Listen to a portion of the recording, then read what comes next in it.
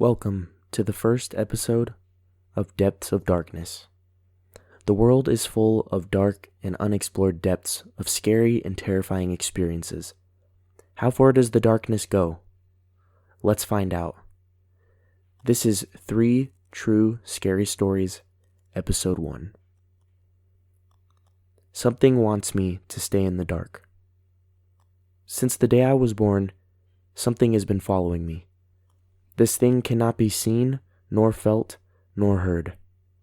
Only its effects are visible by me, and me alone. My parents often joke about how when I was a kid, my presence was a jinx to light bulbs. When they first brought me home and placed me in my crib, the light bulb in that room went out. It had been functioning perfectly fine earlier, but hours after I came in, it went out. What's really strange is that when they installed the same bulb in a different room, it lit up instantly. Something similar happened with candles. Once, during a blackout, our family placed candles in various rooms. The candle placed in my room kept getting put out, as if by an invisible, rapid hand movement. Though these occurrences were strange, they weren't frequent enough to set off any alarm bells for my parents and siblings. At least not for as long as I was a child. When I moved into my college dorm, the entity's intentions became much more clear. For light sources to abandon me, 2 conditions were necessary. I would have to be alone, and I would have to be happy. When my roommate was with me in the room, or when I was in a place where there were other people, the light bulbs, etc., would function just fine. In my room, if I expressed elation when my roommate was with me, the light sources would be fine. But if I even cracked a smile when I was by myself, the room would be left in utter darkness, and a strange fear would engulf me. I would usually run out of my room and would stay in the hallway until someone had gone in and changed the light bulb. I learned to curb my enthusiasm whenever I was by myself after dark. It only got worse when I graduated and moved into my first apartment. I tried to live alone at first, but the fear of darkness and the fear of being taken by whatever was in the darkness if I couldn't get to the front door in time was too much to live with.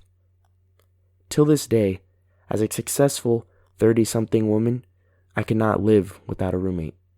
At first, it was only laughter or a smile that attracted the darkness, but as the years went by, I couldn't even feel happiness, raise my voice, express disgust, anger, or any form of excitement or surprise when I was alone.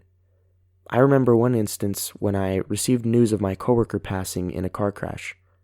I gasped as I read the text message, and as soon as the sound escaped my lips, the lights in the apartment went out. Even the backlight of my phone. I ran out of the apartment and waited for my roommate. When she arrived, the lights came back on again. Because these incidents only happened when I was alone, my strange behavior often unsettled those I lived with. Keeping a roommate became a challenge. Today, I even have to regulate my breathing. This is why I avoid social media, YouTube, reading emails, and text when I'm alone. I'm always afraid that I might see something that might excite me or cause me to breathe a bit heavily and the darkness would return. I don't use elevators alone. I'm afraid of my breath hitching and being left in the darkness in the elevator with nowhere to go. I can't keep pets either. Animals seem to sense what has been following me and refuse to come near me. In all likelihood, I'll never experience the pure and innocent form of love that only an animal can give. My relationships don't last long. My boyfriends often label my strange behavior as clingy or attention-seeking. If I told them what was really going on, they would add crazy to the list. I try to stay out of my apartment after dark for as long as possible. Luckily, my work lets me pick my own hours and sometimes I can work from home. Of course, I never do work from home, only from the 24-hour library nearby. I sleep during the day and work at night. I'm afraid to sleep at night because a dream or a nightmare may cause me to gasp. And yes, that has happened.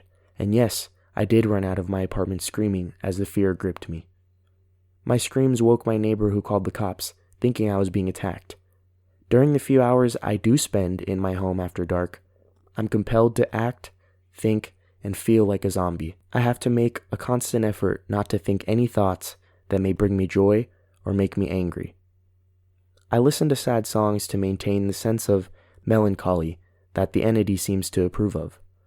I have to move and walk in a slow and unhurried manner. I feel like a prisoner in my own body. I'm writing this because I have a feeling that my end is near. The darkness will soon take me.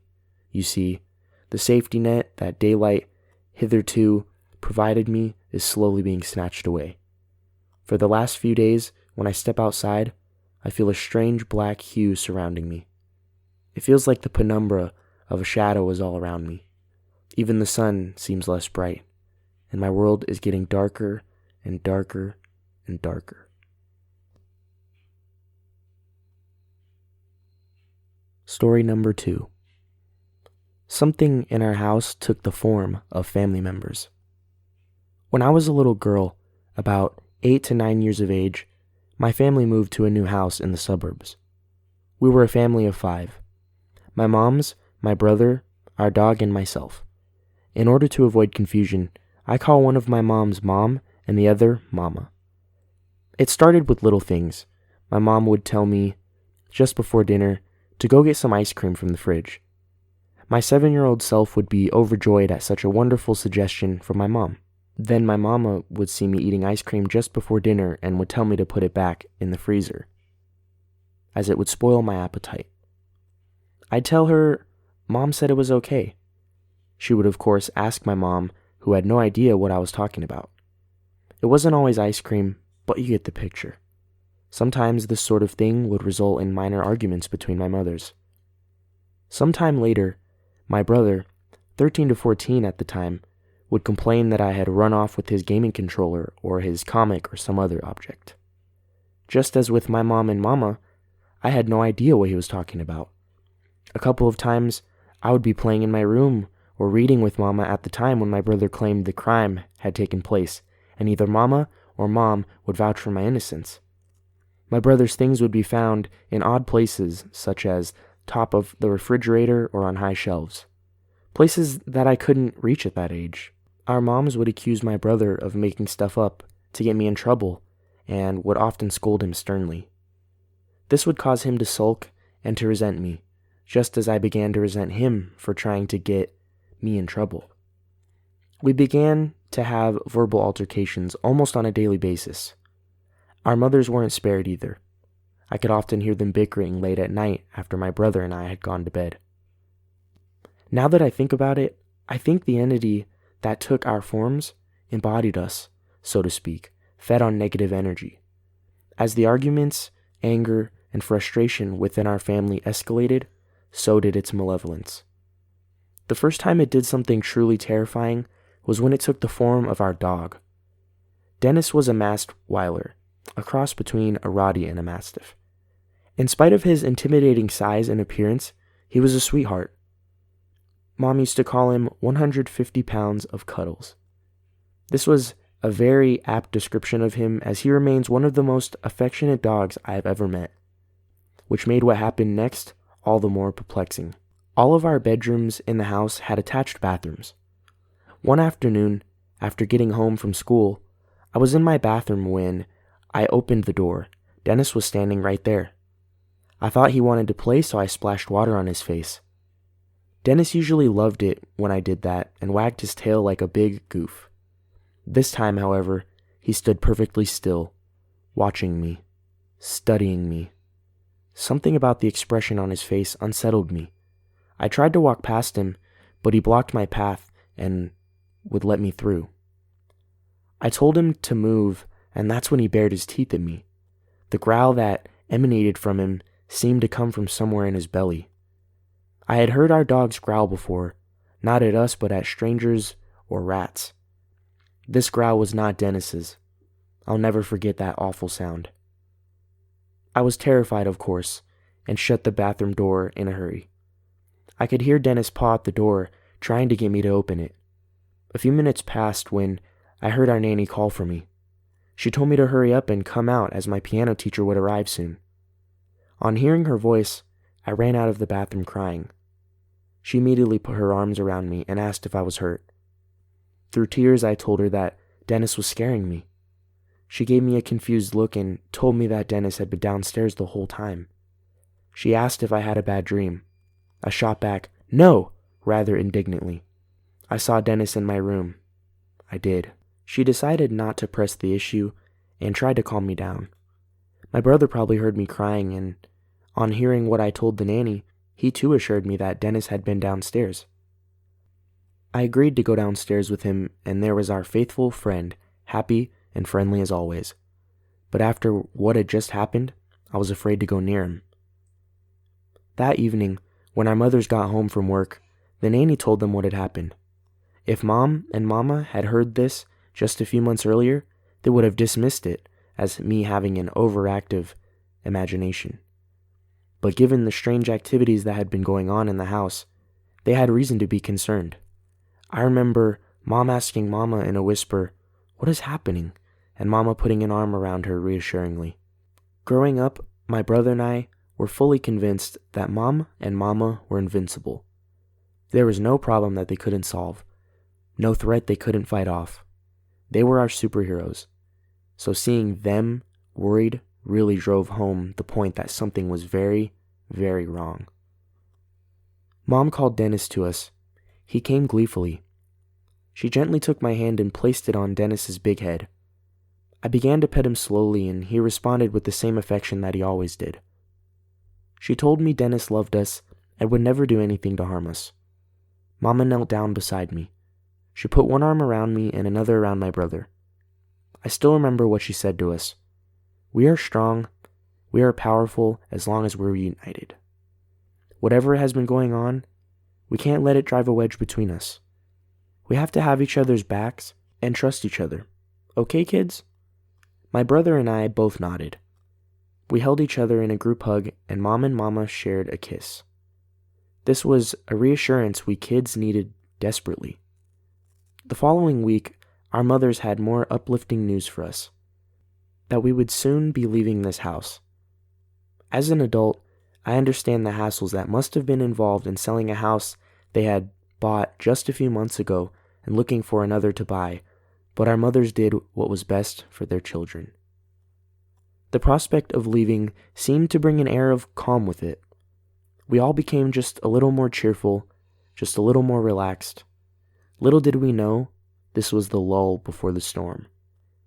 I think the entity had realized that it was going to lose its new playthings, so it decided to make one last supreme effort to inflict as much suffering as possible. Mom had invited Grandma, her mother, to come stay with us for a few days to help watch us and to help with the move.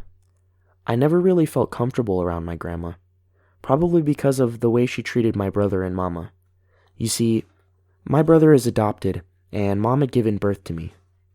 Grandma never treated him with the kind of affection she showed me, and she always referred to me as only Mom's daughter and not Mama's as well. In addition, she would often refer to Mama as that woman, which I always hated. I still don't understand why Mom chose to stay in touch with her and even let her near us kids. I guess she was hoping that being around us would make her more accepting. It didn't. But I'm straying from the horrific event that took place shortly after Grandma arrived. On a Saturday, in the late afternoon, my brother was at his kickboxing class. Our mothers were attending a wedding, and I was home with Grandma.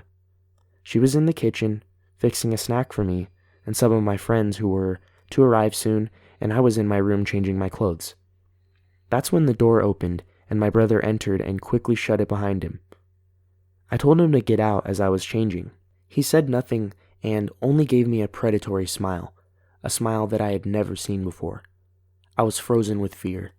He placed a finger to his lips, and with almost superhuman strength, he pinned me to the floor. He then lifted up my skirt. I felt its cold touch on my skin, but I screamed before the thing could violate me. Even at that age, I knew what it was about to do to me was wrong. When Grandma came rushing in, the thing was gone. It just disappeared. When she saw me, I was still on the floor. I wasn't crying.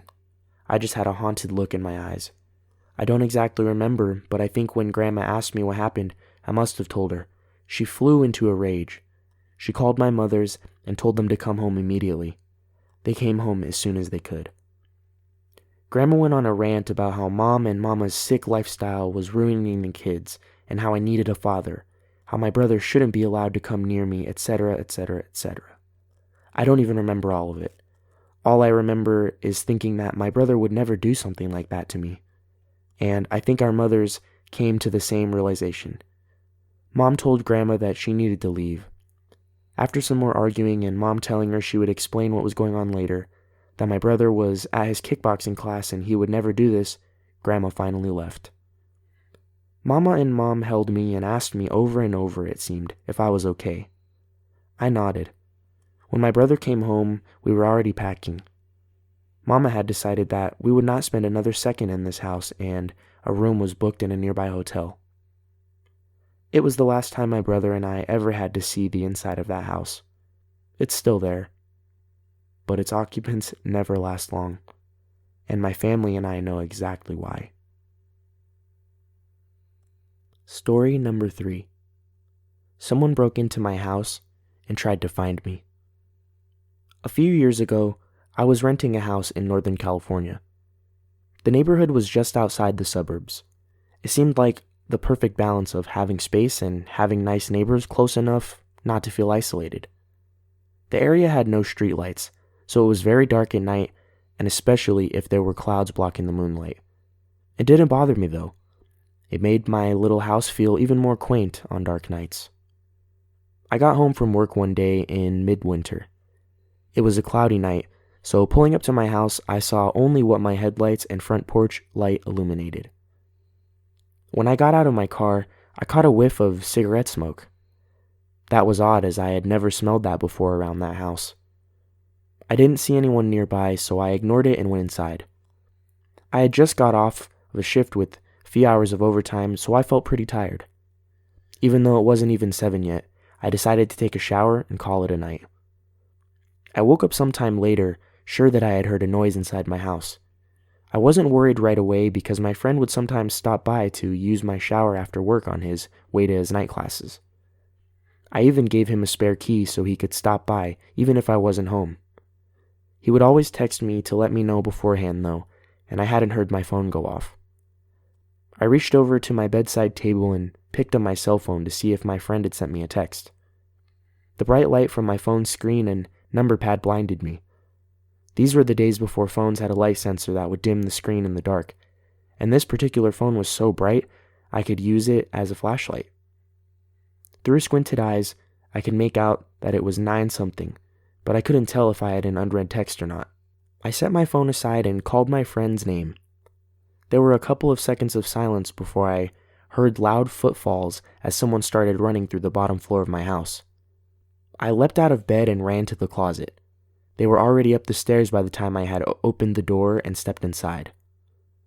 That house had 3 rooms upstairs, 2 bedrooms on either side of the hallway, and one I was in, a spare, and a bathroom at the end. The bedroom doors were both closed, but the bathroom door was cracked open. I heard whoever was in my house thunder down the hallway past my door and into the bathroom. Thank God he did. That gave me enough time to open the attic access in the ceiling of my closet and hoist myself up. I had just started to lift myself up when the person ran back out of the bathroom. My feet were barely inside of the attic when my bedroom door burst open. I heard footsteps run into my room and stop. When they didn't see me in that room, they ran back to the hallway and into the other room, which just had boxes stacked in a corner, some weights, and a table where I painted my miniature models. I guess they decided that if someone were hiding, it would be in the bedroom because they charged back into my room and turned on the light. A moment later, the closet door was ripped open. I was crouched in my attic, just a foot or so away from the access, so I could try to stop them if they started to climb up. From my vantage point, all I could see was about their knee down. They were wearing dirty blue jeans with frayed cuffs and worn work boots. After a few seconds of looking in the closet, they stepped away, and I heard a loud crash come from my room, followed by a scream of frustration and anger. That scream was the most unnerving part of the incident for me. It reminded me that far too much of my stepfather, who would scream in a similar way when he lost his temper. He would eventually be put in a mental hospital for several mental disorders that resulted in erratic and violent tendencies. The man in my house ran back down the stairs. I heard crashes and clatters as things were thrown around and furniture was knocked over. I stayed crouched in the attic. I had left my cell phone when I ran for the closet, and I wasn't certain I could climb down without him hearing. After some time, the noises stopped. I decided to start counting slowly. When I reached 1,000, I decided it was safe enough to climb down and call the police. The first thing I noticed when I exited the closet was the intruder had flipped my bed over, I assume in an attempt to find me. That was the loud noise I had heard after he stepped away from the closet. I couldn't find my cell phone, so I went to the landline by the bed and called the police. I waited in my room until I heard them call out from downstairs. The first floor was a mess, but I had expected that. Chairs had been knocked over, the sofa had been flipped. All the books, pictures, and knickknacks I had on my shelves were strewn across the floor. The cupboards in the kitchen had been opened and all the boxed and canned foods had been thrown to the ground. As far as I could tell, though, the only thing missing was a single knife out of the wooden block in my kitchen. The police checked the house from top to bottom. They found that the side door had been forced open by something like a crowbar. They also found a few cigarette butts along my fence line, along with some foil and an empty pen tube, which the police said people often use to smoke meth, so they think he had been watching my house for a while. I realized that he must have been out there smoking a cigarette when I got home. They collected up the evidence and told me that I should stay with family or friends that night and get that door fixed as soon as possible. I opted to just not sleep. I moved a shelf over to block the broken door and spent the next couple hours cleaning things up. I would often go to the window with a flashlight and shine it along the fence line where the police found the cigarette butts and foil, but I didn't see anything. The next day, I called to have the door fixed and motion lights installed at the back and sides of my house. I ran a phone cable up into the attic and added a landline.